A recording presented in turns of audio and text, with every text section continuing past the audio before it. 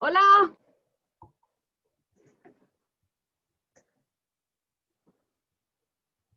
hola, Hola, Araceli, ¿cómo estás? hola Mariette, ¿cómo estás? Ay, bien, repleta, ¿Mm? repleta de trabajo, Sí, qué pero bueno. bueno, ahí encarretada con los textos Hola, que estamos Araceli. enviando, te cuento. Hola Karen, ¿cómo estáis? Hola Jaime. Hola, bien. Qué bueno. ¿Están competenciados hoy? Tú también estás, sigo corriendo. Ahí. Ya.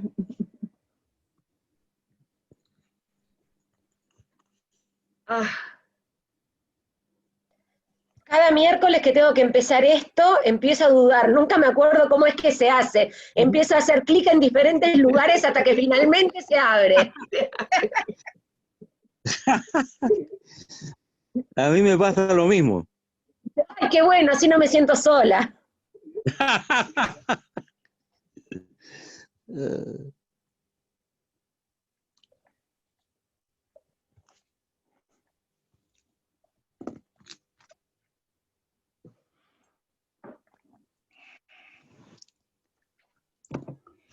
mm, Buenas tardes, Hola, Buenas tardes. hola. ¿cómo están?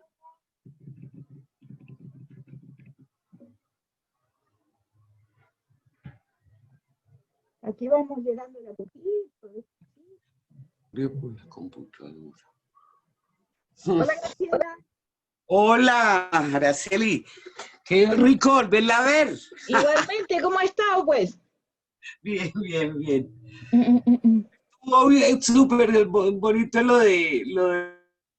Lo del viceministerio. Sí, súper bonito. La gente estaba muy contenta. ¿Verdad que quedó bien? O sea, yo me sentí como muy cómoda, extrañamente. Con- Sí, sí, súper, súper. Me pero, encantó. mm, Porque esas cosas básicas, que tú digo básicas, sí, me claro. fascinó, me fascinó lo de la vocación. Ah, sí, Eh, me Me tienen hasta la encantó. corona con la boca. No, pero de verdad que eso habría que trabajarlo más, ¿no? Yo hoy, No, no, sí, de todas maneras. esta semana para algo, para mis estudiantes, no es que no es la vocación, algo que viene de afuera, no, es de adentro, mi amor. Claro, es que tú sabes que para mí fue muy impresionante, Graciela, porque yo descubrí eso viendo un programa de rock. Claro, ay, qué mira. Con una entrevista que le hacía el Costello a Taylor, al tipo que cantaba con, ¿cómo se llama esta mujer? A esa que uno escuchaba hace años. Entonces, a Taylor, que es un viejo rockero pop, o sea, es Sí. un... Sí, entonces el costero le dijo, bueno, pero usted tiene vocación de músico. No, no, no, no, le dijo él. Uno no tiene vocación, a uno la música le sale de adentro. Es como dice Spinoza, la causa sui. Ya dije, tú me haces la vida, querido. Pero maravilloso, porque uno siempre, a mí ese término de vocación, bueno, uno tanto en eso como que me molesta, pero también me parece que, pues, como tiene, pues, pero no, ahí sí estuvo clarísimo, ¿no? Es que es más, sí, Sí, más la pasión que la vocación, de alguna manera. exactamente. Además, ¿por qué alguien tiene que llamarte a esta vaina? O sea, no tiene nada. Sí, no, maravilloso. A mí eso me dejó así, yo decía, no, ya, con esto ya quedó todo aclarado de por vida. Sí, porque es una pelea, uno como decir ustedes, y uno siempre trata de hablar de ese fascinación, de por qué les gusta, Claro.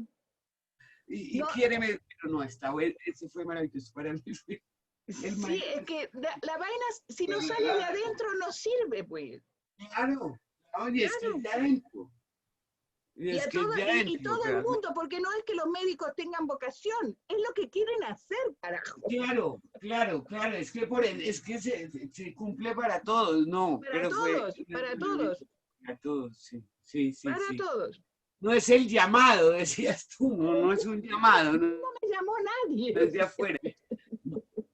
A mí no me llamó nadie, sí, estuvo maravilloso. Bueno, además de todo lo que planteada, no, bien bonito, realmente, bien bonito. Sí, yo me quedé contenta porque además la gente parece que estaba contenta también, o sea, Muy contenta, además todo el mundo tenía unos mensajes divinos. Ay, al fin la veo, yo que la he leído. Ay, eso me encanta. Existen las personas, eso es una cosa divina. Ay, genial. Eso, al fin la Las conozco. personas que se leen son de carne y hueso, pues, querida. Sí, eso es una cosa que pues uno ha sentido afortunadamente. Ay, mire, ese es ese que yo leo y me encanta. Claro. Y había varios que escribían eso. Ay, mire, existe, Sí, la sí. puedo ver. Genial. Eso fue genial, ¿no? Estuvo estupendo y tuvo muchísima gente, ¿no? Estuvo ahí, está para todos. Hola, buenas tardes. Hola, Buenas. Yulida, ¿cómo Buenas estás? tardes. Qué Bien, bueno, ¿y ¿cómo usted? estás? Bien. Muy bien, gracias. Estábamos comentando con Graciela la carreta con la viceministra que estuvo como entretenida. Sí, estuvo muy buena, muy atinada. ¿Cierto? Muy, algo esencial, ¿o no? Sí, muy linda esa charla estuvo. Sí. Sí. No, y la viceministra también estaba feliz. Estaba contentísima. Sí, estaba feliz.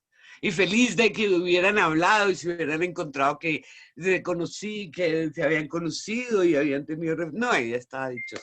Claro. Ella es bien sencilla, bien... Sí, es bien Hay que descomplicada. apoyarla, sí. A ella hay que apoyarla. Lo que pasa es que ella fue estudiante de Eloísa Vasco. Sí, claro. Entonces te das cuenta, es parte de mi familia el cuento. Claro. No, es un personaje muy especial, o sea, pues uno la considera en estos momentos. Sí, claro. Una vez, en una de estas entrevistas, a Tonucci le dice, y Constanza, usted, uy, pobrecita, Sí, pues, me da mucha pena con usted, ¿dónde está? Y se le salió así, yo decía, ay, tan bonito. Ay, qué pena, ay, pobrecita usted. Pues no decía pobrecita, pero era, ay, no puede ser. pero es que tiene un cargo horroroso. Claro, pero yo, en esas cosas uno dice afortunadamente, no está ella, porque... Ah, no, claro. Afortunadamente está ella. Sí, son cosas como que uno dice, Dios santo. Sí, porque con la ministra no podemos contar mucho, Graciela. Pues yo no la conozco mucho a ella, pero No, bueno, no tengo buena, digamos, no, lo que la he visto y todo, pues no me... Pero bueno, o sea, la invito a esta, cosa que no habla tan mal de la ministra, digamos, como por no ponernos en el drama, porque... No. No tenemos, perdón, no tenemos ministra, tenemos viceministra. Ya me parece, por lo menos tiene Pero no le puede hacer, esas cosas no se puede mucho decir, porque esas cosas son lo más contraproducente. Porque apenas, si lo oye la ministra, saca la viceministra. Saca la viceministra. Sí, no, esas cosas son delicadísimas, pero sí no tenemos. No, bueno, estamos en un momento de país que yo digo, quiera o no, uno no puede dejar de ver las noticias y uno dice dónde estamos. Pero bueno, el mundo, digamos, la única tranquilidad que uno tiene es que el mundo está igual. Está todo igual, querida. Aquí no hacemos uno tampoco, ni con el ministro, ni con nadie, ni con el... El momento está muy... No. Aquí el ministro es una especie de catástrofe, querida. Pero no, y a nivel de todo, que estamos tan complicados. Ay, estamos todos muy complicados. ¿Dónde vamos? Lo único que nos falta es que nos reelijan a Trump y ahí terminamos de... Ay, no, yo digo, ¿podríamos soportar una reelección de Trump? No se puede. No se puede. Pero yo creo que... Señor, lo religión que va a pasar para allá vamos. Mariate, para allá vamos. Mi marido dice lo mismo, a mí me aterra de solo pensarlo, Mariate. Yo estoy de acuerdo con Mariate y con Pato. Yo creo que para ahí vamos. Déjeme un poquito la esperanza de que el golpe no sea tan terrible. Es que eso sí, y además que voy a llamarla abiertamente, dicen los españoles, toda la ultraderecha está cada vez más pareciéndose a estos locos. Pero claro. Entonces todo es una competición de absurdos. Dice, pero, Absolutamente. ¿a dónde vamos a parar, Dios santo? Bueno, ¿será que llegan más Bueno. o que no llegan más? Pues ahí irán llegando, ahí te irán avisando. Esta vez entró fácil, pero otras veces no. Pero esta vez yo entré fácil. Es la primera vez creo que entró fácil. ¿Ah, sí? Sí, ha habido veces que como que digo, ay no, ya no entré. Ya, Porque no, pero hoy sí funcionó. Mire, tan de buenas. súper.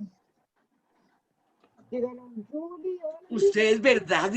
Mientras van llegando, no me diga que la gente dice que no, pero hay posibilidades reales de que, o estamos soñando, de que de golpe nos relijan a ese loco espantoso o no. Lo que pasa es que no se sabe porque él manipula de una manera terrible Sí, las sí, informaciones. Y además que va a hacer todo lo posible para que los negros no voten, mujer. No, es que esto, pero digamos, es un poco todo lo que está pasando aquí, digo yo. Sí. Pero el otro día decía, bueno, una entrevista ahí, Olga Bear, decía, pues algo que uno piensa y uno dice, pero afortunadamente uno se entera de lo que pasa, ¿no? Porque es que realmente todas estas redes sí algo sirven, o sea, porque uno como que no se lo pueden tapar todo, muy difícil, ¿no? Bueno. Hola Paula, la casilla, llegaste. Hoy te tocó venir. Paula, abre el micrófono. Ay, yo voy a cerrar mi micrófono. No soy tan rápida, tengo que ir muy lentito. Si no, no me resulta. Sí, pues hoy día no me tocó cocinar, así que pude llegar. Me parece. A ver, los volúmenes. Ya. Es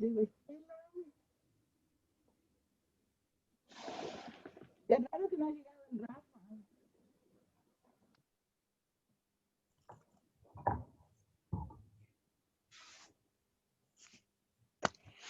Hola Estela, ¿cómo estás? Buenas tardes, muy bien, muchas gracias. Qué pena llegar tarde. No se preocupe, que estamos todos, aquí hoy está como más lenta la vaina.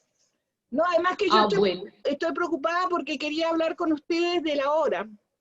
Porque a mí me cambiaron la hora en Chile y me pusieron una hora más. Entonces, ahora tengo 2 horas de diferencia con Colombia. Entonces mi pregunta era... O sea que... Para mí son las 7 de la tarde, claro. Entonces mi pregunta era si podíamos empezar como media horita antes para no terminar tan tarde, no más. Bueno, no sé si por mí no hay problema, hasta 1 hora antes podemos empezar. Sí, claro, pero eso no hay tampoco. Está bien, yo tampoco tengo problema. No sé qué dirá Rafael o Jorge. No sé, porque no se han todavía conectado.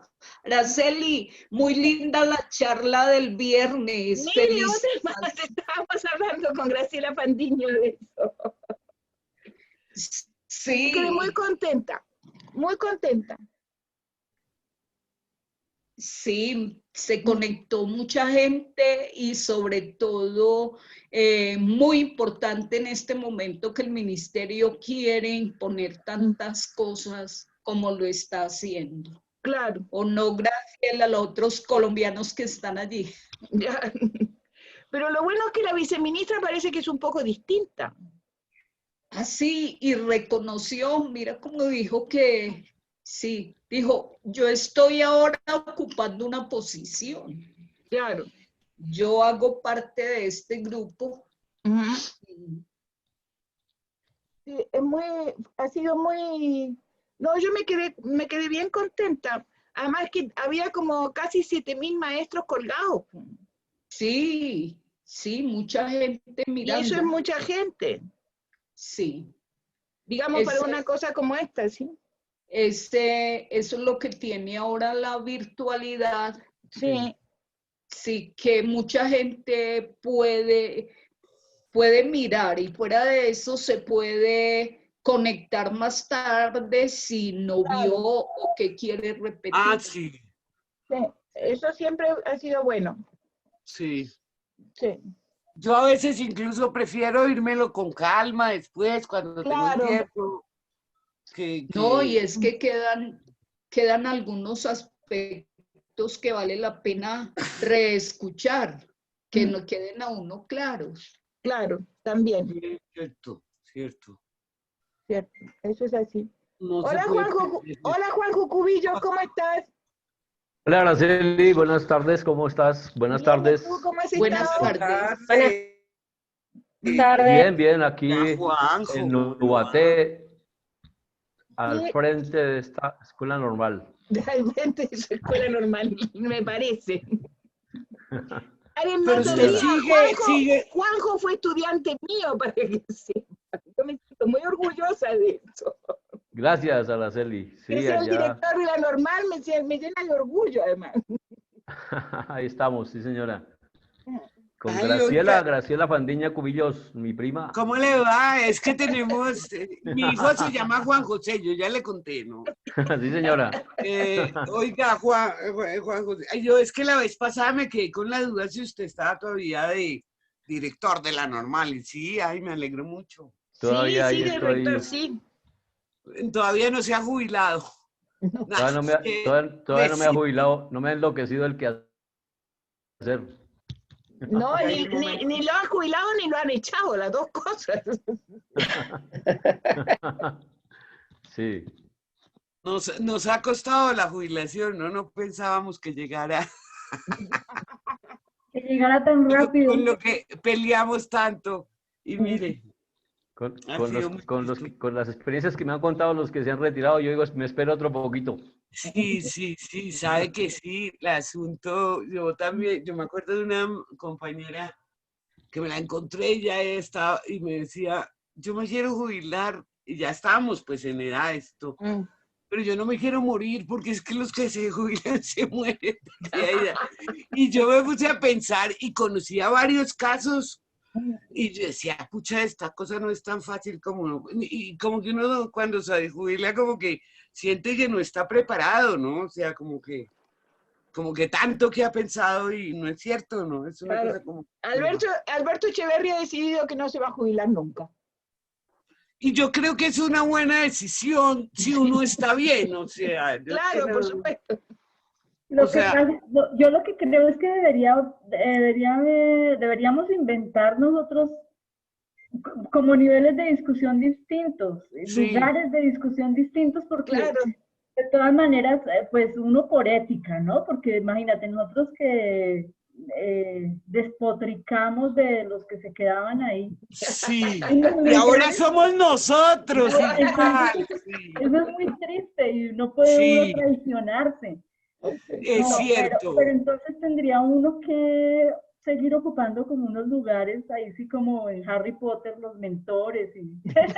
No, incluso... ¿Saben por qué? Porque es que la reina de España y su esposo 100 años, o sea que para allá vamos más de uno. No, de verdad, no, bueno, yo no creo que llegue a tampoco, pero yo soy fumadora y no he dejado de fumar, pero sí, o sea, claro, a mí me han dicho es que tengo demasiados profesores para darles horas, porque yo tengo todavía un curso de jubilada en la universidad, y digo, sí, tienen toda la razón, pero al rato digo, oiga, pero es que hay una clase conmigo, y de hecho los estudiantes lo aceptan, pues es una delicia de clase también, ¿no? Porque es que tanto que uno, con una clasecita, yo digo, uno debería mantener una, o sea, y que vaya el que quiera, porque realmente sí tiene uno para enseñar, o sea, cuando ya tiene más para enseñar es cuando... Exactamente, cuando te jubilan.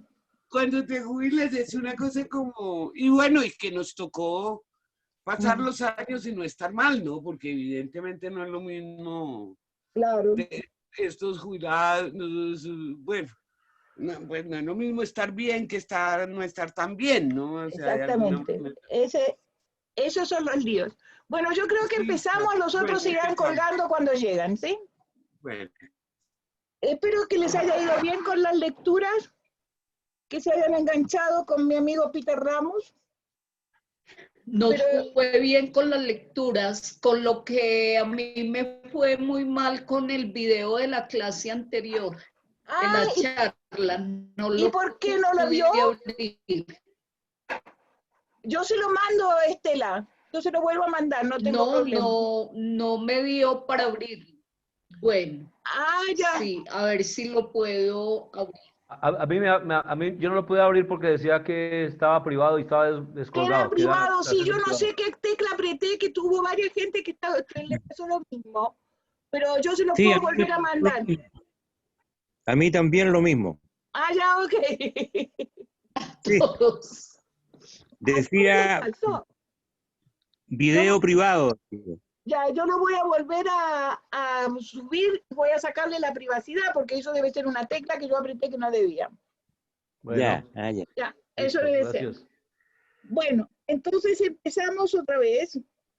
Para mí esta parte de la historia donde nos internamos ahora es un tema muy importante porque realmente es como el ingreso al tema del método. Cuando uno se forma como maestro, como maestra en mi caso, me cuentan que fue algo así como Comenio el que inventó el método de enseñanza. Pero estas lecturas muestran evidencias bastante claras que no es así. Es muy anterior a Comenio la discusión del método y que tiene que ver con la aceptación a fines de la Edad Media del trivium y el quadrivium y la noción y la idea de las artes liberales. ¿Y qué quiere decir esto de artes liberales? Entonces, y que los métodos empiezan a surgir cuando es necesario y aparece como la necesidad de transmitir algunas prácticas, aunque esas prácticas tengan que ver con la oratoria, como es el caso de la retórica, pero que las artes liberales en realidad, a diferencia de lo que nosotros hoy concebimos como artes liberales, son prácticamente oficios. Es decir, se es orador, entonces hay que saber retórica, o sea, hay un núcleo ahí de ser matemático, es decir, hay un núcleo de esas 7 artes liberales que están ligadas a la posibilidad, y como dicen los textos de historia por ahí, de ser ejercida por gente libre, que no son esclavos, o sea, porque el tema es ese, es decir, que está de por medio que Atenas es una democracia, pero tiene algunos problemillas para definirse como democracia como la entendemos hoy, es decir, es una democracia fundada sobre la esclavitud y cosas por el estilo. No todos los ciudadanos de Atenas son ciudadanos, no toda la gente que vive en Atenas son ciudadanos, para empezar. Entonces, el tema es, y para mí la pregunta es súper claro, es ¿por qué se les llama artes liberales, primero? ¿Y qué tiene que ver con eso? Que podían ser ejercidas, por ser ejercidas libremente por los ciudadanos. Y lo otro es, ¿qué significan estos dos núcleos del trivium y el quadrivium? El trivium está compuesto por la retórica, la gramática y la dialéctica, y el quadrivium, que es la aritmética, la geometría, la música y la astronomía. Para mí ahí hay una cosa impresionantemente clara, es el trivium, que es lo primero que alguien que empieza a estudiar, es a lo primero a lo cual accede, es fundamentalmente un conocimiento profundo del lenguaje y de las maneras de pensar, y los modos posibles de pensar y organizar la lógica y el pensamiento. Es decir, la gramática directamente tiene que ver con el lenguaje, la retórica tiene que ver con la forma de hablar, y no solo de hablar, sino también de escribir, ¿sí? Y la dialéctica tiene que ver con modos de razonar y con un manejo de una cierta lógica, en la exposición además. ¿Sí? Entonces, hacia el final de la Edad Media, la dialéctica, gracias a Aristóteles, es vista como una disciplina esencial. todo esto está ligado a una concepción que es muy importante, es entender que la lengua culta es el latín. O sea, el trivium y el quadrivium se enseñan en latín, se transmiten en latín y conforman un ejercicio o una mirada que se tiene sobre lo que es, lo que llamaríamos hoy la cultura dominante. ¿Sí? Entonces, es muy interesante los contenidos del quadrivium, porque el quadrivium tiene las matemáticas, eso es la aritmética en realidad, porque es cálculo, la geometría, que Jaime nos puede ayudar ahí, que es Ptolomeo y es Euclides, la música, y la música en ejecución y en composición, o sea, no solo es ejecución, y la astronomía, que como dice un texto que encontré por ahí, que me pareció bellísimo, es leer las estrellas. Pero leer las estrellas con un sentido práctico de la vida, porque es leer el cielo en relación con los cultivos y en relación con el calendario. Ustedes saben que nosotros tuvimos calendarios diversos, ¿sí? Hasta que un jesuita llamado Clavius organizó el calendario que tenemos hoy, o sea, con los meses bisiestos, acomodó los 12 meses y puso los días que correspondían y demás. Pero eso fue tardíamente, eso fue el siglo XVI. Pero antes había un regirse por el cielo. El cielo era el que marcaba las cosechas, el cielo era el que marcaba todo lo que sucedía en el mundo de la producción. Entonces, y además la geometría también tenía un carácter muy aplicado, porque tenía que ver con los mapas, con los primeros ejercicios cartográficos que se hacen y con la arquitectura. Entonces, este conjunto de las 7 artes liberales, todo es transmitido.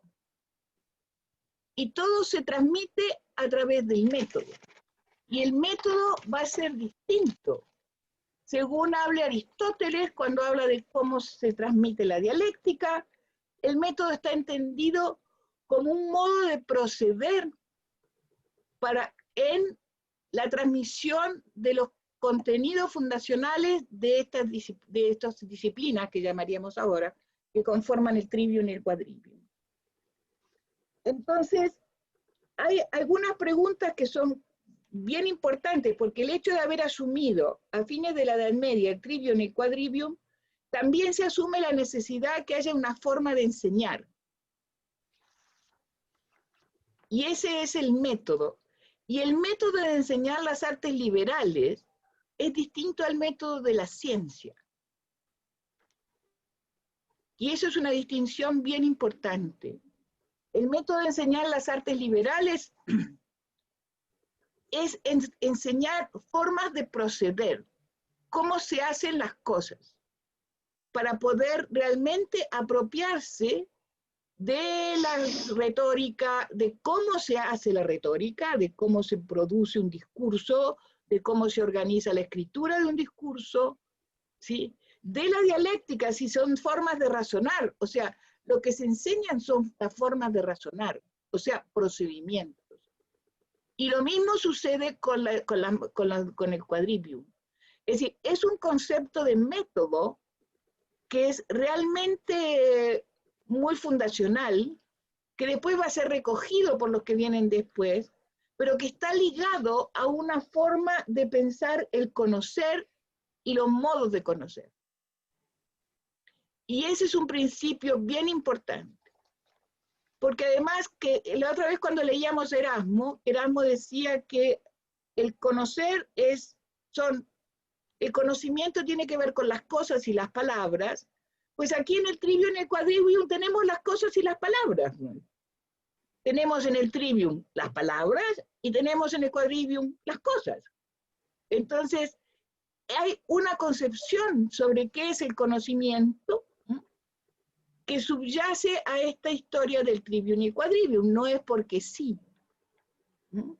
Y también cuáles son los modos en que se apropian Perdónenme, pero hay alguien que está tratando de meterse. Ah, fue Yolida que se salió y se volvió a meter.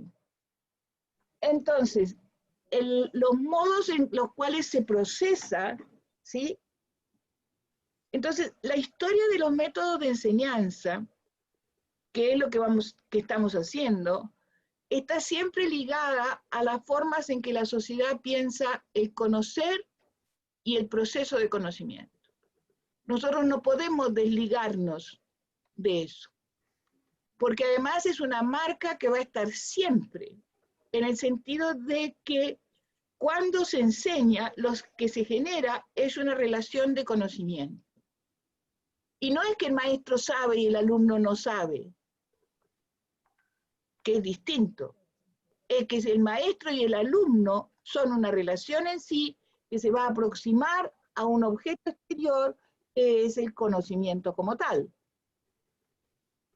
Pero entonces hay formas de pensar cómo es esa aproximación que tiene que ver con lo que la sociedad en un momento dado de su historia piensa que es ese modo de conocer. Y cuando yo digo esto, no estoy hablando de psicología, estoy hablando de epistemología. Es decir, el proceso de enseñanza está siempre articulado a la epistemología. La epistemología como esa disciplina, esa parte o ese territorio de la filosofía que justamente está dedicada a eso, a dar cuenta del conocer y los modos de conocer.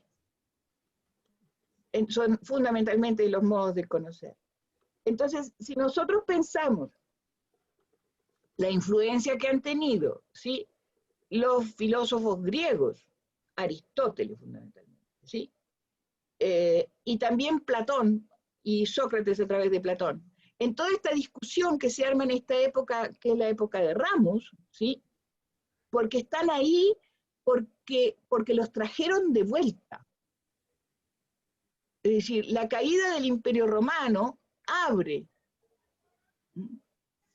porque vienen los sabios que estaban, sabios, eruditos más bien, que es una palabra más bonita, los eruditos que estaban en todos los confines del Imperio Otomano, ¿sí?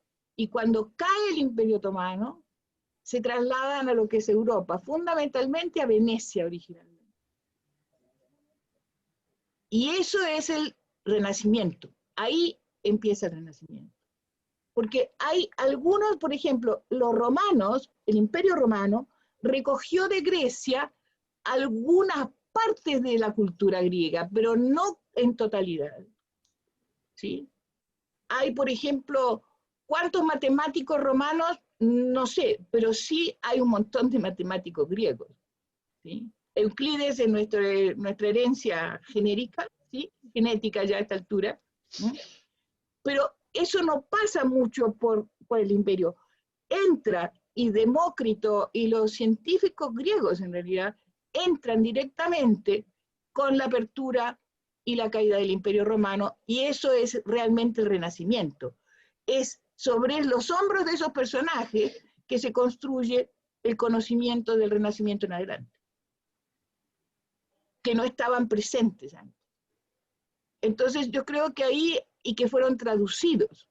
Por ejemplo, hay algunos aspectos que son como muy fascinantes, o sea, hay una traducción de Aristóteles que es al latín, que es la traducción de Averroes, o sea, un sabio judío que vivía en el Imperio Otomano y que encontraron los textos traducidos al latín de Aristóteles. Y son sobre esas traducciones sobre las que se hacen las traducciones a posteriori. Entonces, hay una cantidad de aspectos que tienen que ver con esta idea de la transmisión del conocimiento y de la necesidad de un método para que el conocimiento se transmita.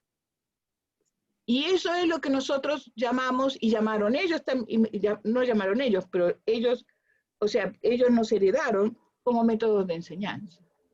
Por eso que los métodos de enseñanza son absolutamente diversos. Y el que pone una estaca de una manera muy fuerte en esta historia es Ramos, el Pierre de la Ramée, porque él produce libros donde se enseña, donde él muestra cómo hay que exponer, ¿sí?, los contenidos para que la gente aprenda. Entonces es muy impresionante porque son los primeros textos de enseñanza son de esa época.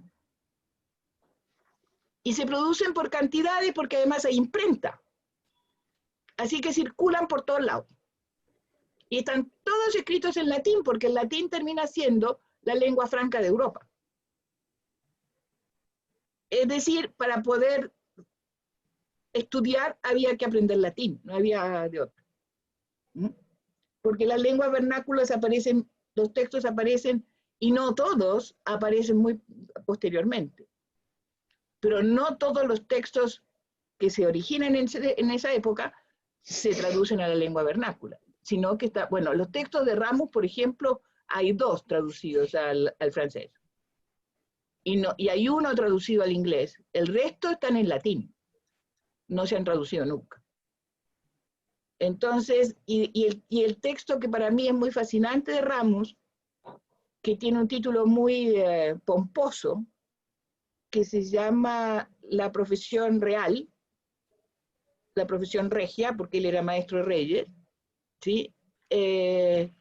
Ahí él muestra, ese texto que es el que yo les mandé, son cuadros sinópticos de cuáles son los temas fundamentales de cada una de las 7 artes liberales y cómo se conectan unas con otras. Y eso a él le llama currículum. Y es la primera vez que aparece la palabra vinculada a la enseñanza. Porque es su cuaderno de cómo se estructura los contenidos, ¿sí?, para ser transmitidos. Y eso son las maravillas del señor Ramos. Entonces, por eso que quería hablar de eso, porque generalmente estas cosas no se enseñan mucho en las escuelas de educación. Entonces, como muchos de ustedes han pasado por ahí, cuéntenme si alguien les contó la historia, porque me parece fascinante. Porque a mí no me la contaron, por ejemplo. Entonces, por eso la tuve que aprender muy posteriormente. Entonces, cuéntenme cómo le fue con las lecturas, por favor.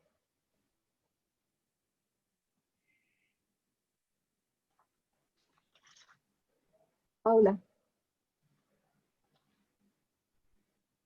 Paula. Micrófono. Ya, pero ya. Y ahí sí. Okay. Que traté de hacerlo con la barra espaciadora y no me resultó. Ya. A mí hay 3 cosas que es una parte del texto que me llamaron muchísimo la atención porque nunca las había escuchado y lo encontré súper, súper interesante, que fue lo siguiente. Uno, cuando hacen como bueno, es lo que yo entendí, puedo haber entendido mal también, disclaimer al tiro. Cuando hacen esta diferencia entre lo que es enseñar y la generación de conocimiento a través de la persona que está enseñando, a través del tema del diálogo, y lo que esa persona puede, es como, ¿cómo decir?, producir en vivo en la medida que está generando un diálogo, ya que lo encontré fascinante que lo reconozcan, que lo identifiquen como tal, y de esa manera legitimar mucho más el valor del maestro versus el valor del conocimiento que está en los libros y que es solo una letra muerta que se pasa y se pasa y se pasa. Lo encontré muy, muy, muy, muy importante, porque eso es algo que me parece que se ha perdido mucho. En este minuto quizás más de algún profesor es quien reproduce aquello que se le entregó en un texto, pero nunca genera ese espacio de producir conocimiento vivo que se da a través del diálogo y la apertura a lo que está sucediendo. Eso lo encontré súper, súper interesante. Y lo otro que tiene que ver con la mercantilización del conocimiento cuando se empieza a agrupar en los libros. Y eso me pareció súper actual. Entonces, cómo a través de un texto que habla de algo que sucedió hace 4 o 5 siglos, aparece un problema que yo creo que es bastante nuclear en cómo se entiende la enseñanza hoy. Eso. Súper. María T. María T, ¿tú querías hablar? No, no estaba pidiendo la palabra, pero bueno, yo tampoco, como alguien que habló por ahí, que dijo que tampoco sabía cómo se leía transversal. Entonces, ella fue, la que acaba de hablar recién. Yo me he deleitado mucho porque además yo no hablo, leo muy despacio el inglés. Entonces lo que he hecho es que el doctor Google voy leyendo pues los textos, que son bastantes. Entonces comencé con el que tú dijiste que era como un trabajo de doctorado. Sí, el de 3. Y bueno, me fui directo al capítulo 3 y después dije, no, pues tengo tiempo, empiezo desde la introducción. Y pues me lo leí casi que todo. Entonces me ha parecido muy interesante porque además trae unos autores como Wittgenstein, como de los juegos del lenguaje, que me pareció pues capital. Nunca había visto como por separado. Yo no soy, más bien, yo soy educadora especial, entonces toda mi formación, ahora que Araceli hace la pregunta de si me habían contado la historia, a mí no me contaron la historia porque mi historia pedagógica tiene que ver con los pedagogos que de alguna manera fueron encontrándose con situaciones de estudiantes que eran atípicos en su momento. Entonces, para mí la historia de la pedagogía de educación especial comienza con Froeben, bueno, me voy a rajar en el examen, pero bueno, con todos estos señores que tuvieron que ver con el salvaje de Aviñón, con todos ellos, claro, pero no con la historia pura, por decirlo así, de la pedagogía. Y cuando yo conocí a Wittgenstein, lo conocí como filósofo. Entonces no he encontrado, o sea, me pareció maravilloso, porque además los planteamientos son muy lindos los de ese trabajo doctoral, y la relación que se hace con el trabajo de Wittgenstein y con lo que hoy propone Max Grimm, que es un pedagogo contemporáneo. Entonces está muy cercano también a ese otro campo que es como el fenomenológico, que también no pensé que estuviera tan claramente descrito desde la pedagogía. Por decirlo, para mí siempre fue muy angustiante sentirme acorralada porque sentía que filosóficamente no estaba como del lado tan positivista, pero no he encontrado otros filósofos que hubieran dado que pudieran constituirse como en ese árbol hacia atrás de pedagogías mucho más, no sé, alternativas, flexibles, que trabajaran lo de el énfasis en la creatividad, en la subjetividad de los seres humanos. Entonces me pareció maravilloso ese texto, pues hasta donde voy. Y me parece muy importante me gustaría en la sesión de hoy poder como encontrar ese aporte tan puntual de Wittgenstein en el proceso de la pedagogía posterior o la relación más bien de Wittgenstein con el señor Ramos. O sea, el señor Ramos es un ancestro de Wittgenstein. O sea, el señor Ramos tenía una cosa muy importante, que era un gran innovador. Era un personaje que pensaba por cuenta propia. Y pensar por cuenta propia en el siglo XVI trae problemas, de todas maneras. Traía muchos problemas.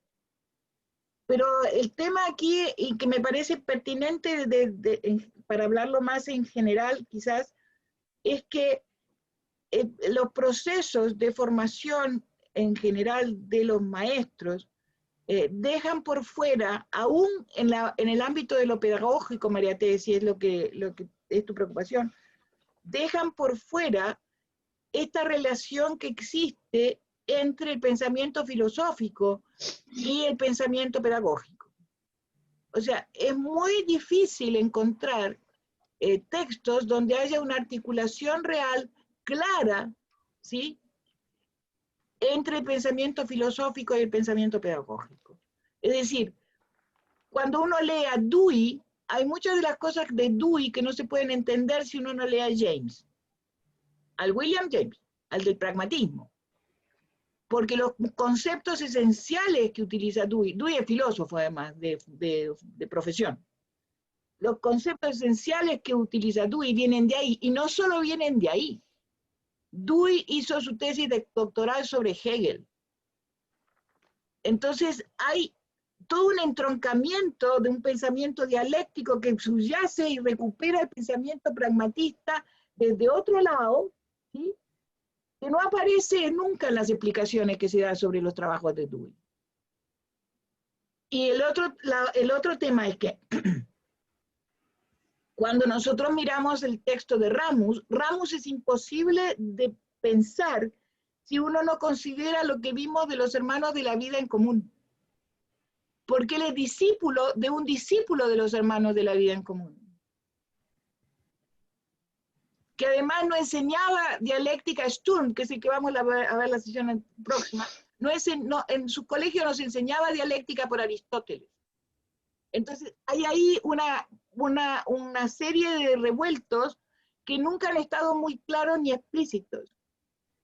Y lo que tú decías, Paula, Ramus era un convencido de que era la persona del maestro, ¿sí?, la que producía ese conocimiento en la conversación. Que es un poco, ¿sí?, una tradición en la que yo de alguna manera me formé también. O sea, cuando uno tiene profes que son capaces de hablar 3 horas sin papeles, es porque ellos están produciendo en esa conversación con los estudiantes, ¿sí?, su conocimiento, y además toma notas de lo que va diciendo en el momento, o sea, no viene con las notas. Entonces, yo creo que esa es una tradición que se inicia ahí, con Ramus y sus socios alrededor, que son varios, ¿sí? Entonces, hay una forma de mirar el enseñar que tiene que ver con el maestro, pero el maestro que piensa por cuenta propia, no el maestro que repite libros, que es una concepción que es muy cara a mí porque yo me formé en esa vaina. Y la otra es, y eso me parece interesante lo que tú decís, porque hay 2 formas de mercantilización de esta historia. Una, que siempre ha sido muy criticada, porque cada vez que los filósofos hablan de los sofistas, los miran así por encima del hombro, pero los sofistas fueron unos tipos fundamentales en esta historia del método, entre otras cosas, ¿sí? Y además ellos se hacían pagar. Ellos enseñaban, pero se hacían pagar. Y eso lo critica Sócrates así, Platón, no, porque esto se hacen pagar, que la filosofía es algo que tiene que ser más o menos por la ciencia infusa, digamos, y uno vive del aire, pero no. Los sofistas se hacían pagar, ellos cobraban por sus clases, punto, para decirlo así en lenguaje cotidiano.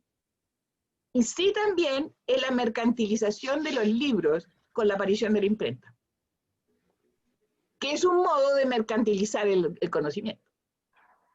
Porque el conocimiento está en los libros, se difunde a través de los libros, ¿sí?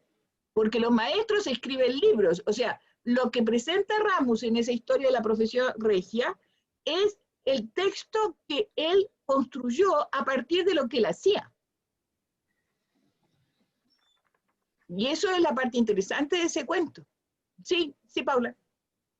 Es que a mí me sale, no sé si es una pregunta epistemológica, pero creo que como que se mueve dónde está el conocimiento en realidad, porque yo siento que como tú dices, el conocimiento me parece que es algo que se produce durante el proceso de enseñar, pero es algo abstracto, no es la suma de los contenidos. No, para nada. Y terminamos equivocando todo, confundiendo el conocimiento con los contenidos, a pesar de que esos son útiles, pero ese no es el fin, es solamente un medio. No. Además que hay una cosa que es bien importante que también tiene que ver con lo que decía María T, es que el conocimiento como tal es una abstracción, de eso no hay ninguna duda, ¿sí? Los contenidos disciplinarios son producto del conocimiento, no son conocimiento en sí. Es decir, cuando los contenidos de las matemáticas, o sea, ¿cómo le podría decir? Lo que está en los libros de historia, por ejemplo, yo no le llamo a eso conocimiento, porque eso es disciplina, eso es estructura, es una estructura disciplinar que da cuenta de ciertas cosas, ¿sí? Pero como conocimiento como tal, no, porque el conocimiento como tal es una totalidad bastante más compleja, ¿sí? Que incluye los modos de conocer, que tampoco son, que después la psicología empezó a hablar de esas cosas, pero que originalmente no tienen que ver con la psicología. Es decir, porque en realidad por eso que la psicología no habla de modos de conocer, sino de modos de aprender. Porque son dos cosas bien distintas. Pero está súper relacionado a lo que venía de antes, que es la parte espiritual, en el fondo. Si de ahí viene la Iglesia Católica, porque es como el conocimiento viene de Dios, y independiente que uno ponga entre paréntesis esa creencia, sí hay algo que sucede en un ámbito que no es tangible, en el que participa la mente como, no sé, como medio, no sé cómo llamarlo, como que el conocimiento es como un proceso al final, es algo Claro. que sucede. Es algo que sucede. Pero, no solo que se sucede, sino que se transforma.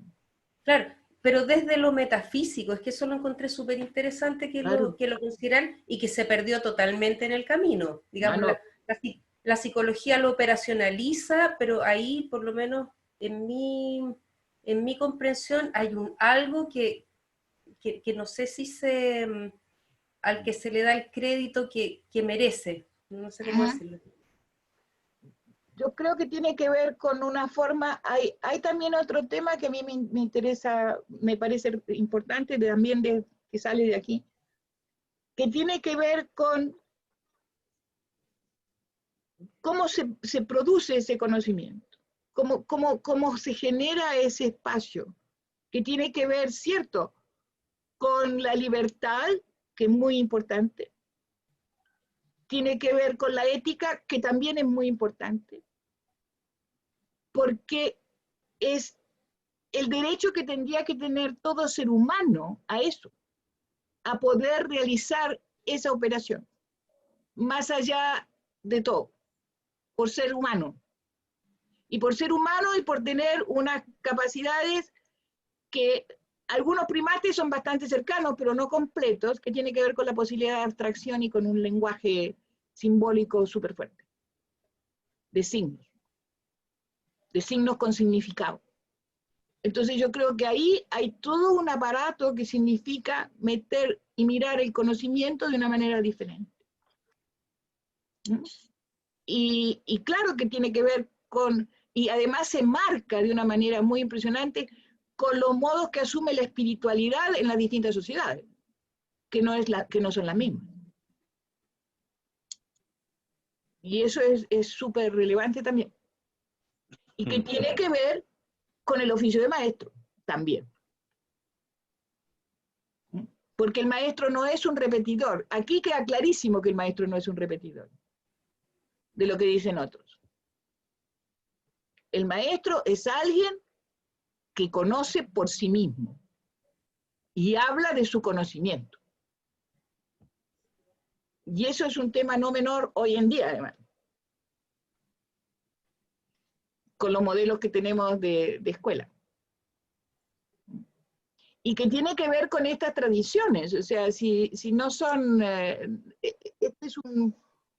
son como los pasos anteriores a donde estamos parados hoy, además.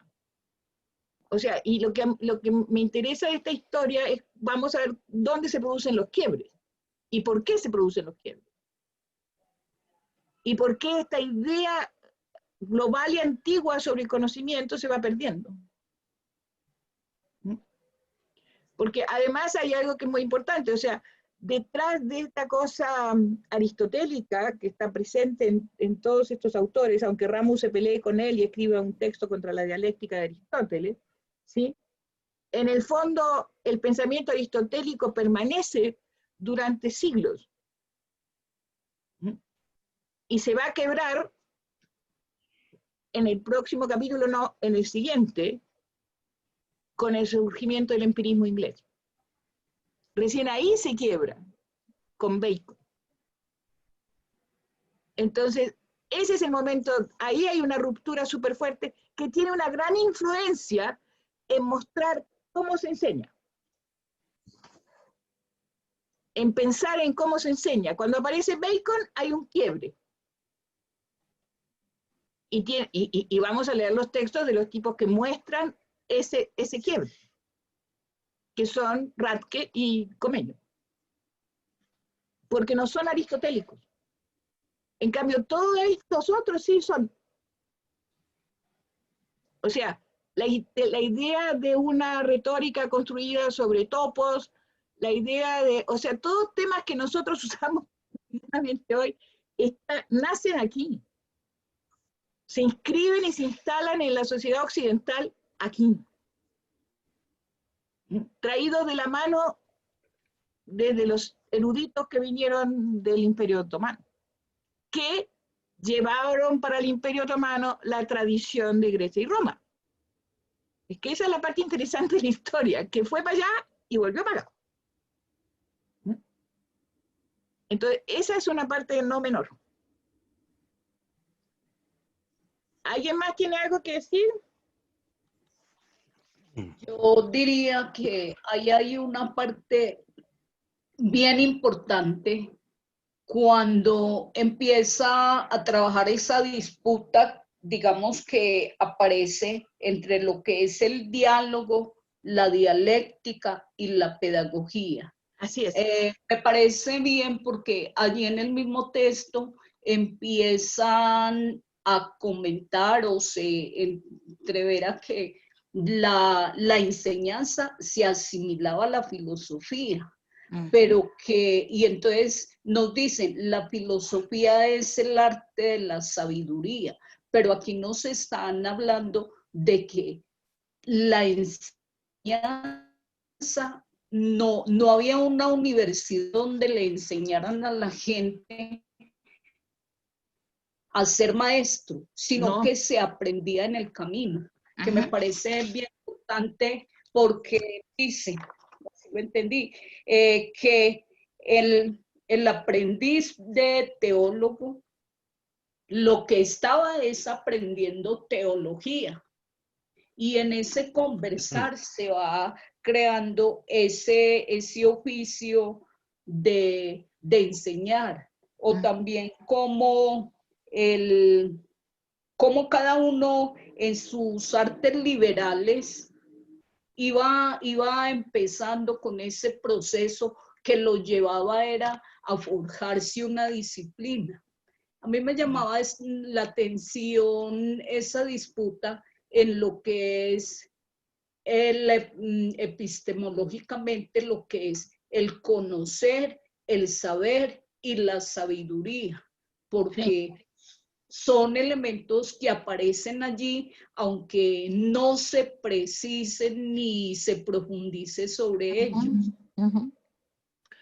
Sí, hay algo que, hay dos cosas que son bien interesantes, Estela, y es que la sabiduría aparece como algo que no necesariamente está ligado al conocimiento.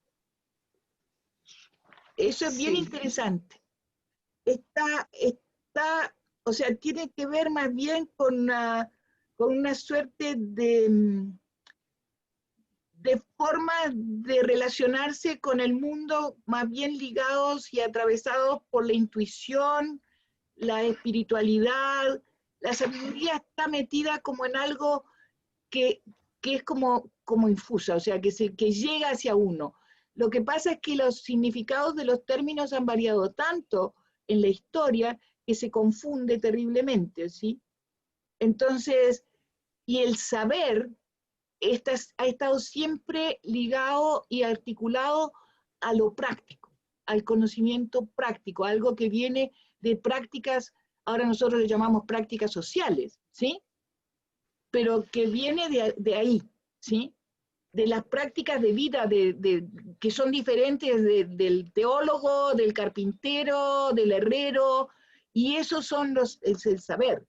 Un saber que se enseña también, como dice Aristóteles en la introducción a la metafísica, o sea, ese saber que los griegos llaman techné, que nosotros lamentablemente llamamos tecnología, pero que no tiene nada que ver con la tecnología, o sea, la techné es la artesanía, el arte de saber hacer algo. Eso es una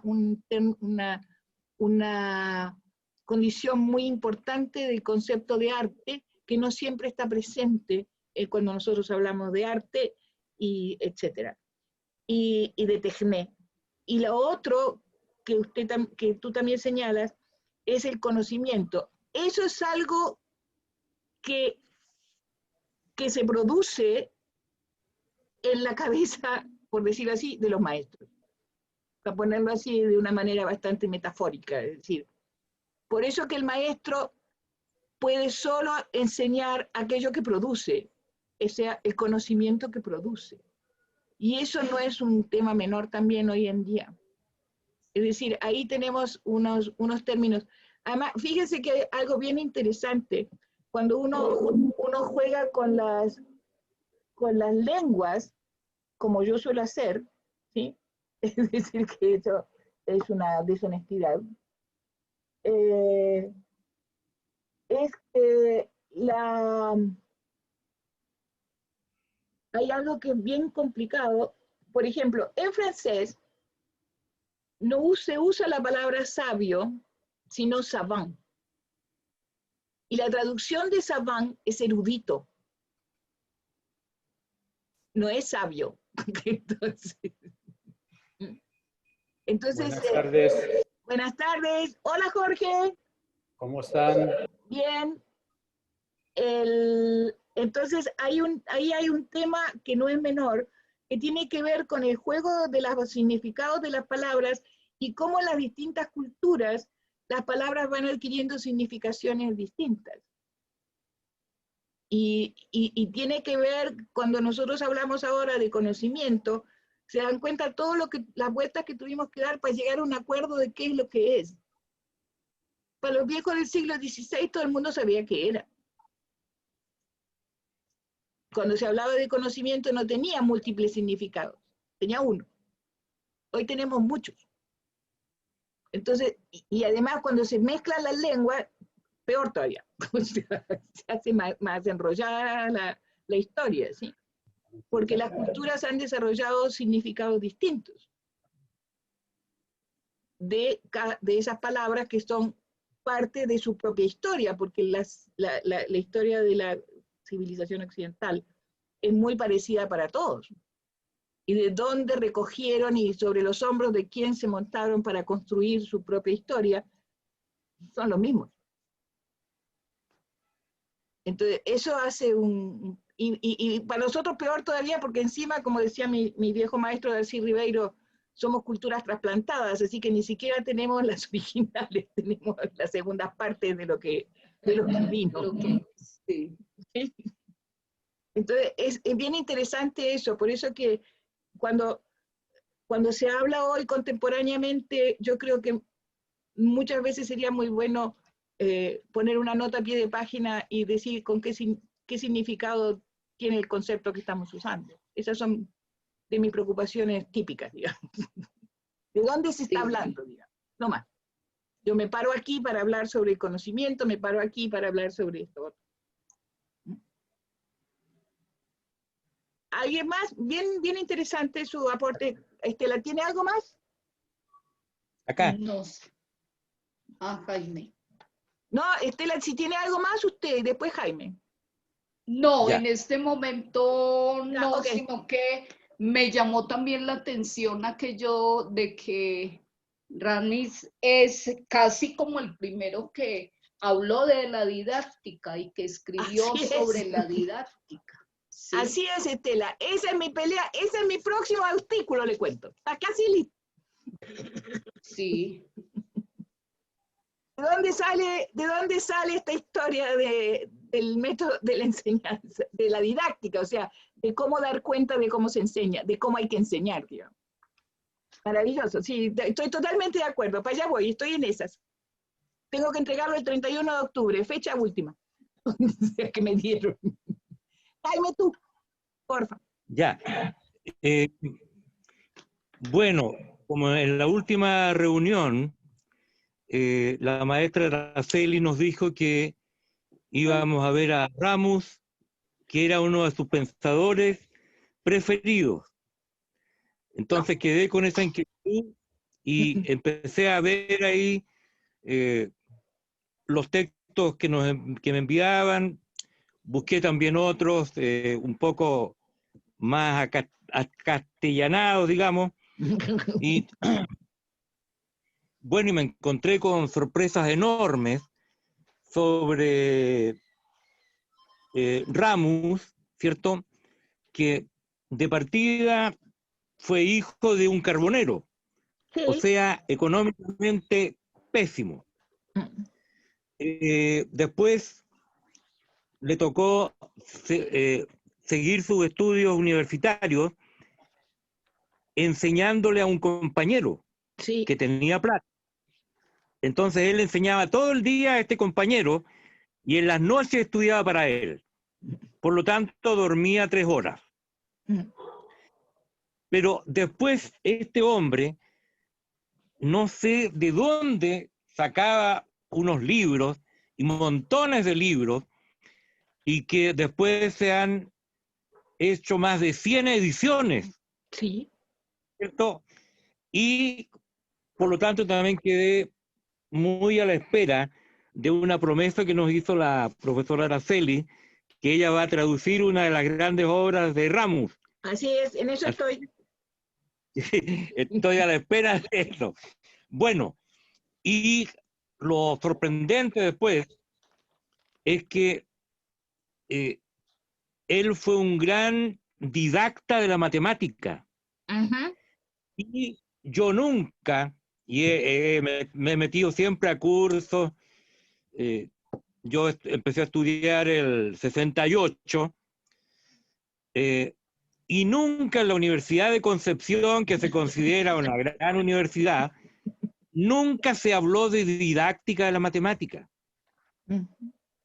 O sea, ustedes aprenden matemática, 10 cálculos, 2 o 3 geometrías, análisis real, topología, estudio de bolas abiertas, etcétera, conjuntos extraños, pero nada de didáctica, nada.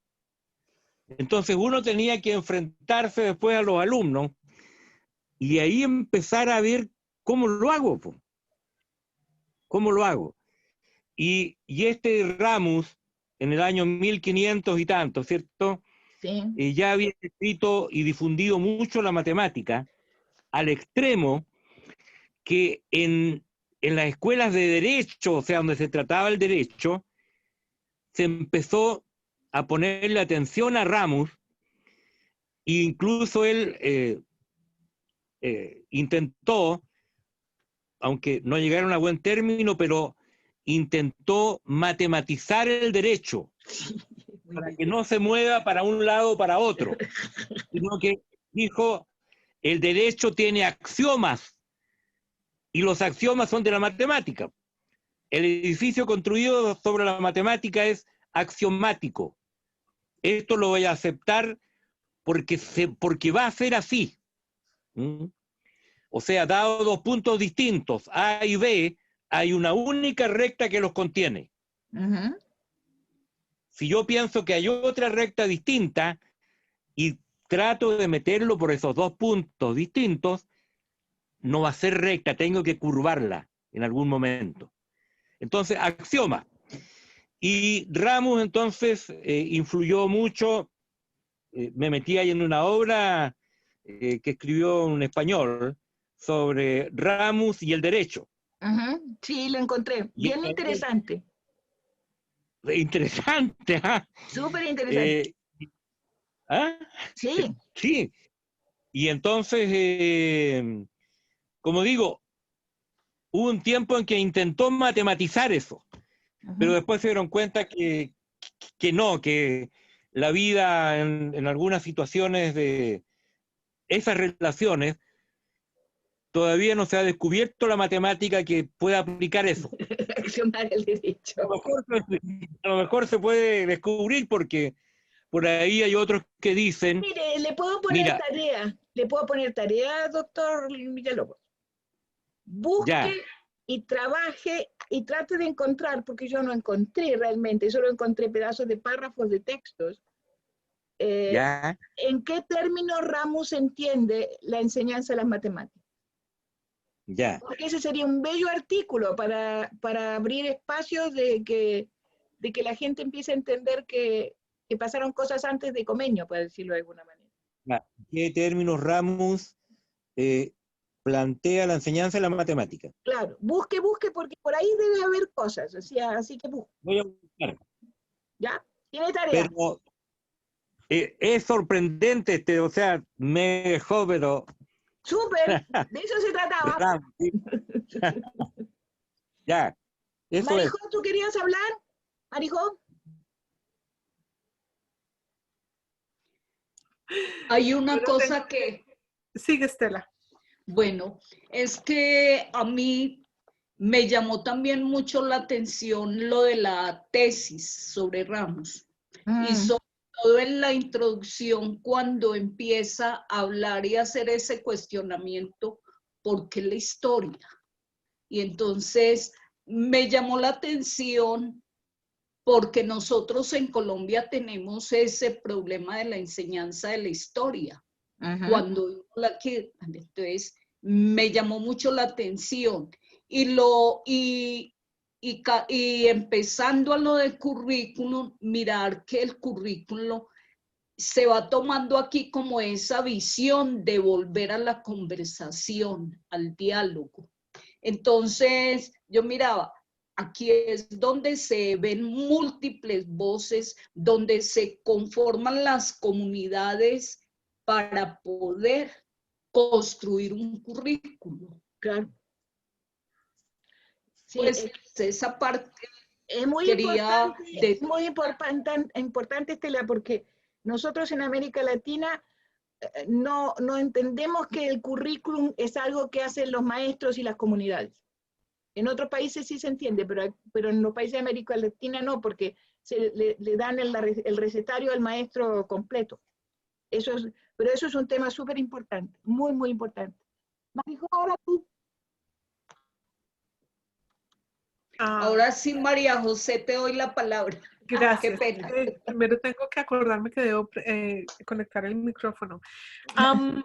Bueno, una serie de cosas. Pues número uno, yo reconozco que esta es una de las épocas en materia de educación en la que soy absolutamente ignorante. Entonces, pues para mí leer sobre Pierre de la Ramée es algo completamente nuevo. Una de las cosas, hay dos cosas que me llaman la atención, y una es la pregunta es en qué medida con Ramée y su conceptualización del currículo se germina los fundamentos de lo que más tarde viene a ser el conocimiento escolar. El conocimiento escolar como una entidad distinta del conocimiento científico y distinta del conocimiento de la vida cotidiana. Y la otra que me llama un poco la atención es, para la época en la que nace y vive Ramée, los gremios en varias artes, en varios campos, están muy solidificados. Totalmente. Y con procesos y procedimientos muy rigurosos de iniciación y entrenamiento en los gremios y sanción, mejor dicho. No se le da un diploma, pero se le da un reconocimiento que le permite ejercer la profesión que el gremio representa. Y hay áreas en las cuales pues es muy difícil entrar a un gremio. si no hay conexiones de algún tipo, o si no hay dinero para comprar el puesto, o si se es mujer, pues imposible entrar en la gran mayoría de gremios. Y me llama la atención que de lo que está hablando Jamé no es el proceso de enseñanza o el proceso de aprendizaje dentro del contexto de los gremios, ¿sí? Y de la práctica de esas artes y profesiones, sino es algo completamente distinto y algo que en última instancia no está necesariamente ligado a un ejercicio profesional. Bueno, como dice alguno de los artículos, se espera un poco es que la gente se gradúa y obtiene su máster o su doctorado y va a continuar en la enseñanza, ¿no? Entonces como que surge una esfera, una esfera del conocimiento un poco aparte del conocimiento formal. Bueno, no necesariamente se puede hablar de la ciencia y no de la ciencia como empiricista como la entendemos nosotros, porque esa ciencia apenas está empezando a germinar, ¿no? Pero me llama la atención, y me llama la atención porque lo que él está planteando, como el trivium y el quadrivium, son formas de conocer que están más ligadas a lo que se considera un ser humano culto. O sea, a mí me parece que es una empresa fundamentalmente humanista. Es plantear que una persona tiene que saber hablar, que saber discutir, que saber escribir y entender las reglas de la gramática. O sea, es una cosa absolutamente, no sé, novedosa, me parece a mí. Y entonces me llama la atención esas dos cosas, ¿no?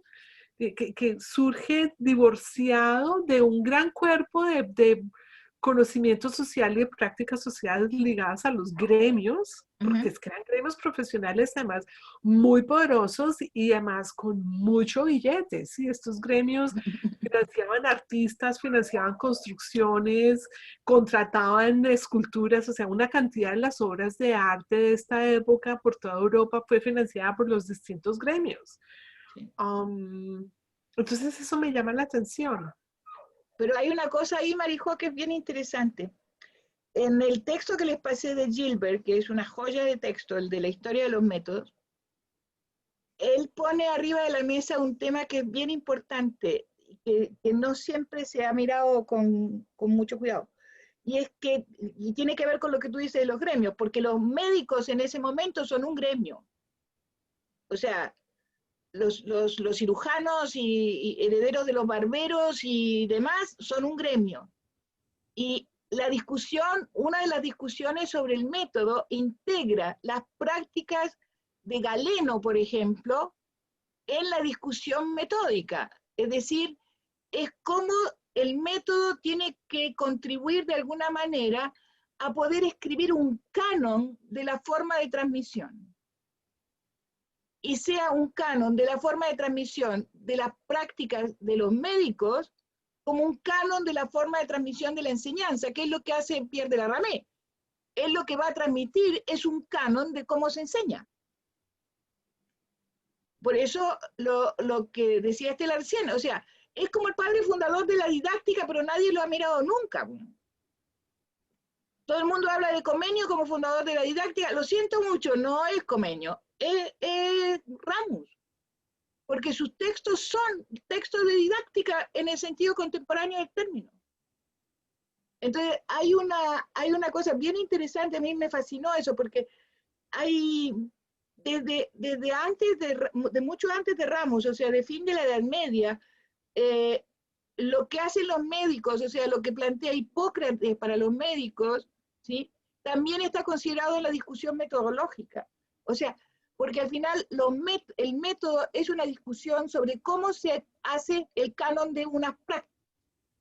Y yo estoy de acuerdo contigo que lo raro es que no aparezcan otros. Pero lo que pasa es que cuando se discute el método de la geometría, se meten a los constructores del otro lado. se meten a los grandes bâtisseurs, a los constructores, sí. Entonces, eso es una historia bien compleja. Y yo, realmente, si tienen ratos así, vayan leyéndose a poco, porque es como entretenido, además, el texto de Gilbert. Porque es un texto que no... Primero, no lo han vuelto a publicar desde el año 63, que no es menor, y es muy difícil de encontrar, y yo quedé fascinada cuando lo encontré en el archive.org y dije, pues no se salva nadie, va el Gilbert para todo el mundo. ¿Sí? Porque para mí fue todo un descubrimiento. ¿Sí? No es un tema que se toque mucho, y menos en la filosofía. Y él habla de esa historia del método, y lo que tú dices, o sea, la importancia y la relevancia que tuvo el método en las universidades en el humanismo. Es fundamental lo que se establece allí. O sea, tiene un largo capítulo sobre el humanismo y el método. Porque realmente lo que están planteando estos viejos con el trivium y el quadrivium es exactamente eso, o sea, es la educación humanista. Lo que nosotros conocemos como educación humanista. Y además no solo eso, era una educación que iba a formar gente no para ser funcionario, sino para enseñar. Esa es la parte fascinante del cuento. O sea, el tipo terminaba el trivium y le daban el título de bachiller. Terminaba el quadrivium y le daban el título de máster, de maestría. Y ahí podía recién enseñar. O sea, cuando era capaz de manejar el trivium y el quadrivium y su forma de transmisión. Entonces, hay todo un espacio de conversación, de argumentos que no siempre están en los textos de historia de la educación, además. Porque yo tengo los grandes popes de la historia de la educación aquí tras mío, ¿sí? Abañano, o sea, todos los viejos, o sea, todos los viejos franceses y demás, ninguno habla de estas cosas. Ramos es un inexistente. Lo ponen como un disidente, lo arreglan en 2 renglones y se acabó la cuestión. Lo cual yo no estoy de acuerdo. O sea, creo que es un tipo muy importante en el sistema. Muy, muy importante. ¿Alguien más tiene algo que decir? Jorge. Como algo anecdótico, Araceli, antes de, si puedo interrumpir a Jorge, me llama la atención que en algunos de los artículos que encontré buscando en Google, más como para informarme un poco de, bueno, quién era este señor, dónde creció, etcétera, etcétera, un poco tratando de hacer el mismo recorrido que el compañero hizo. Me llama la atención que él diera charlas a 2,000 personas. O sea, el número... Como el Google, está como el Zoom. Sí, me llama la atención porque es un poco pensar, bueno, cuáles eran los recintos donde cabían 2,000 personas para una charla, de dónde salían esas 2,000 personas y la demanda, o sea, si hay 2,000 personas que van a escuchar, tiene que haber una demanda impresionante por este tipo de información claro. y de experiencia bueno, como decía un día Felipito, como muy modernos los modernos, ¿no? Sí, muy modernos los modernos. Jorge, porfa. Buenas. Excusas por la entrada tarde, pero entendí que la reunión empezaba 1 hora tarde. No sé por qué, ya. pero... No, la hora tarde la tengo yo por el cambio de hora chileno, pero no importa. Sí. Entonces, bueno. Yo no sé si el texto que leí por problemas de traducción, pero me llamaron algunas cositas mucho la atención. La primera es esa discusión que tenía él sobre Aristóteles. ¿Sí? Y supuestamente su aristotelismo. Pero me llamó la atención el hecho de, hay una afirmación en el texto diciendo algo así como que posiblemente una cosa fue lo que pensó y dijo Aristóteles y otra cosa es lo que dicen los aristotélicos de Aristóteles. ¿Sí? Sí. Y me entraron mayores dudas sabiendo como los chismes de la historia diciendo de que toda esa filosofía griega digamos, lo que se recuperaron fueron cosas muy fragmentarias, que lo que ha habido fue como una tradición oral que pasó, que ha venido pasando. Entonces, ese punto de duda que sobre como las versiones originales me pareció interesante. Digamos, un segundo punto, algunos preceptos que yo creo que me parecieron como para esa época, el hecho de ver y entender la educación, preguntarse por el uso y la utilidad de la educación. O sea, ¿para qué, más allá de que los estudiantes memoricen, cuál va a ser el uso que los estudiantes van a hacer de eso que aprenden? Ese punto también me pareció como interesante para ese momento. A partir de esa discusión que tiene con los aristotélicos en términos de organizar la lógica desde unos preceptos generales que vayan hacia unos preceptos particulares, que yo lo entendí como el cimiento de una metódica. Exactamente. Así como de lo general a lo particular. Es que ese es el método. Y de ahí yo pude ver, pues no sé, pero como los cimientos de lo que son los saberes. El cimiento de lo que es para ese momento una disciplina, o sea, porque entendí yo, estos preceptos son de esta disciplina, o de esta práctica, o de este arte, y estos preceptos son de otro arte. Entonces me pareció que esas fronteras que un poco iba estableciendo, porque hay una anécdota que yo no sé si fue cierto, y es que él no acepta la teoría de Copérnico porque se basa en hipótesis y no en observaciones. Creo que es algo así, dice el texto. Sí, sí. ¿Cierto? Cierto. Él tenía sus propias ideas, creo. Tenía sus propias ideas, entonces, pero que cuando se enfrenta a la práctica del arte, dice que los estudiantes deben combinar lo que han aprendido como para resolver los problemas que le plantea la práctica. Pero entonces ahí fue donde yo vi, o me pareció ver como una contradicción entre los preceptos que él propone como metódica, ir de lo general a lo particular, pero cuando habla de la práctica, entiende que ahí tiene que funcionar el asunto como de la observación y de la inducción. Entonces, me pareció ver ahí como una, no sé si una contradicción, pero por lo menos un dilema. Tiene un montón de contradicciones. Por lo menos un dilema en esas dos cosas.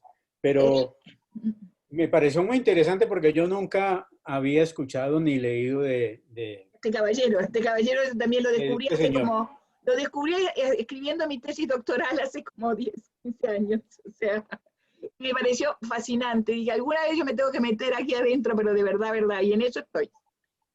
Me parece interesante hay cosas que son bien aportes importantes en lo que dijiste, Jorge. Primero, la disputa con Aristóteles no es menor. Sí. Segundo, hay una cosa bien interesante en su historia también. Esa disputa con Aristóteles y ese texto que escribe sobre las contradicciones de Aristóteles, ¿sí? Lo expulsa de la Iglesia católica. Lo ponen en el Index.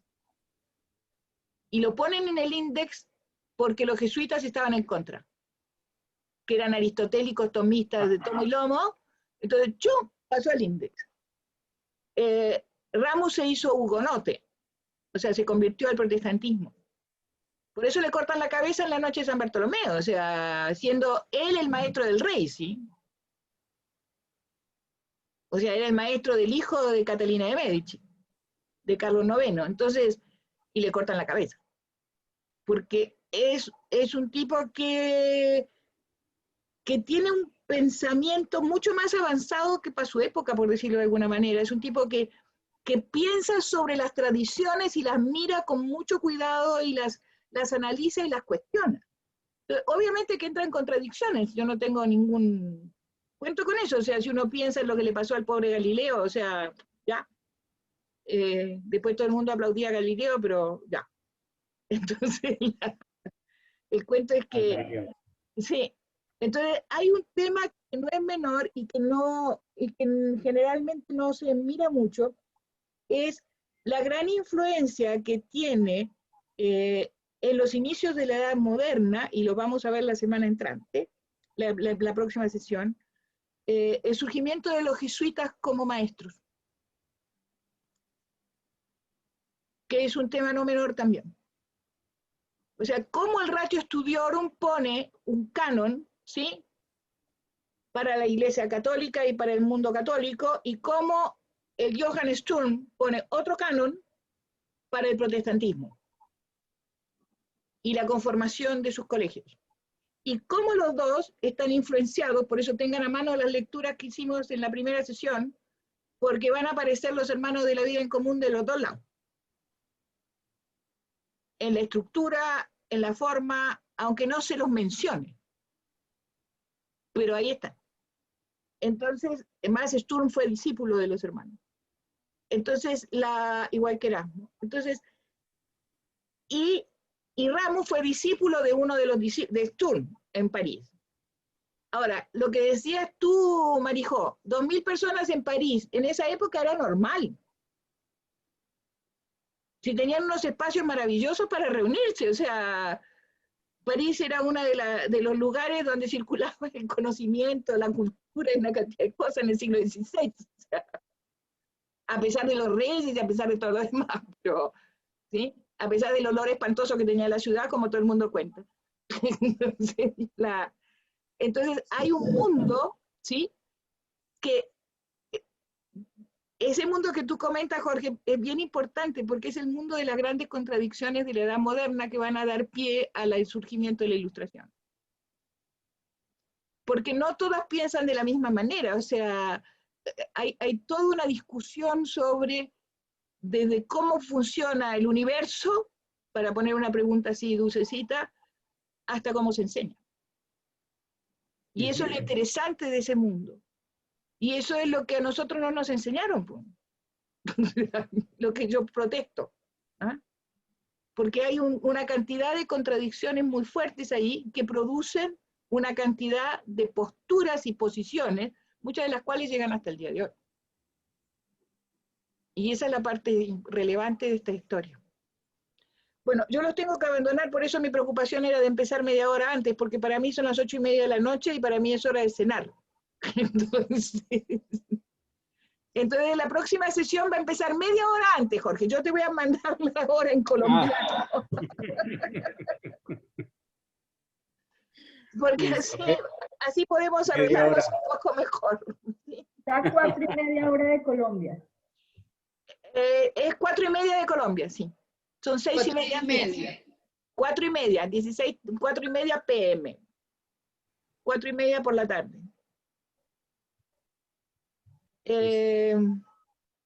Así que, y les voy a mandar entonces, ahora sí nos vamos a meter con los jesuitas y Sturm.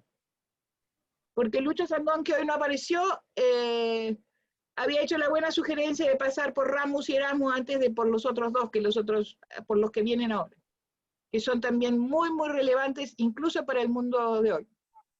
Porque son los que ponen los modelos así, bien acuñados.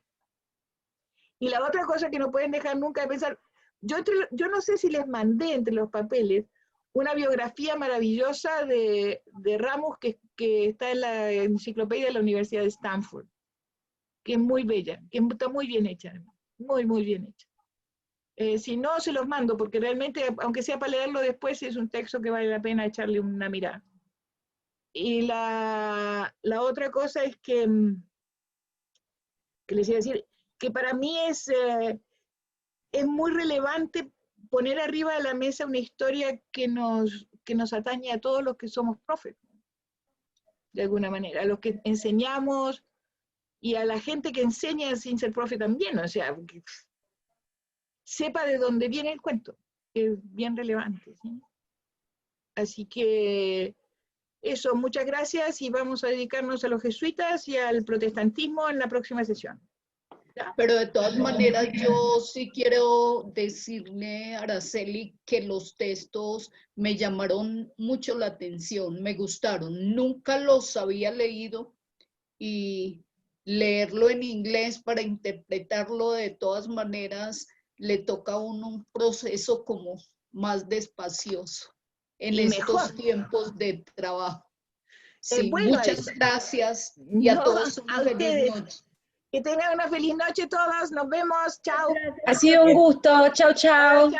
Chao, chao. Hasta luego. Gracias a todos, gracias. Gracias, igualmente. Bueno. Chao, gracias. Gracias, feliz noche. Chao, gracias.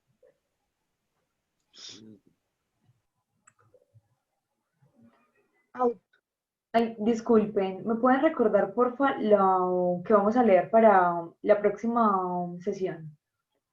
Vamos a leer a los jesuitas y a Sturm, al del gimnasio de Estrasburgo. Ya, Mariana. Gracias. Super.